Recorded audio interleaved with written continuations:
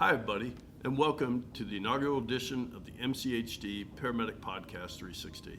Today, we have our clinical specialist, cardiovascular guru, Brad Ward, with us. Hi, Brad. Hello.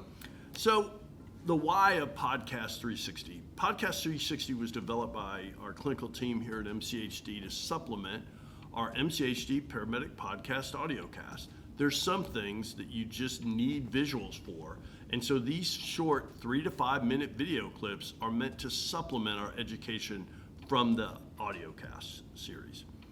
So we hope you like them. If you do, give us a like, send us your comments. You can reach us at the podcast email at podcast@mchd-tx.org. That's podcast@mchd-tx.org. All right, Brad, let's get started. Tell us about the EKG. So we're all familiar with the basic EKG and the basic waves that go along with it. We have the P wave, which represents atrial depolarization, the QRS complex, which represents ventricular depolarization, and then the T wave, which represents ventricular repolarization. Today we're going to focus on the ST segment. So why is the ST segment important? What does it represent? The ST segment is the time between ventricular depolarization and ventricular repolarization. It's where we can see injury, it's where we can see current infarct. We're going to focus at a point called the J point, which is the end of the S wave. And for our purposes, we're going to say smiley and frowny for the ST segment as far as elevation goes, and we'll show you that right here. Not all ST elevation equals an infarct, but we're going to talk about mimics on another video cast. Yeah, that's a spoiler alert. So, as Brad talked about, why do we care about the ST segment? We care because that's the place where we're going to diagnose a STEMI, or current of injury, ischemic injury. And why is this important? Because time is muscle. We know that clinical outcomes are directly related to the time it takes us to make the diagnosis and get the patient to revascularization. So according to the AHA guidelines, Brad, can you just talk to the viewers about what is the diagnostic criteria for a STEMI today? So we're going to have 1 millimeter of contiguous elevation in the limb leads or 2 millimeters of contiguous elevation in the precordial leads. A new onset left bundle branch block is not diagnostic for a STEMI. And so by contiguous leads, if you look at this, it looks a little wavy and wild, but I love this photo here, Brad, and a picture's worth 1,000 words, right?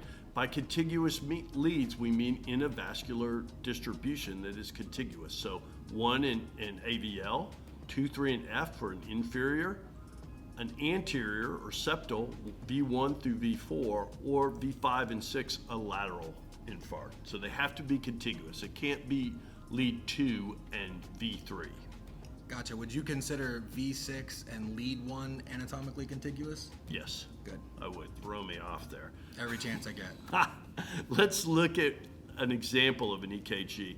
So you guys take a minute, have a look at this EKG, and then Brad and I will give you our interpretation. Go ahead, Brad. So I see sinus rhythm. Right. And I see elevation in lead 2, lead 3, and AVF with ST depression in AVL for sure and debatable in lead 1. Right. So what's your diagnosis for that? I would call this an inferior MI.